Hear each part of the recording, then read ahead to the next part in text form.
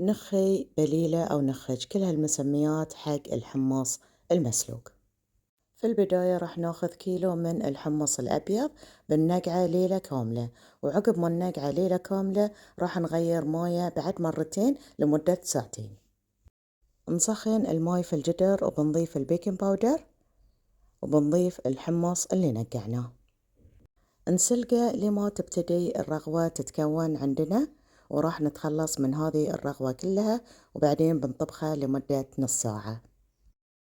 عقب نص ساعة راح نلاحظ ان الحمص مستوي عندي نص استواء.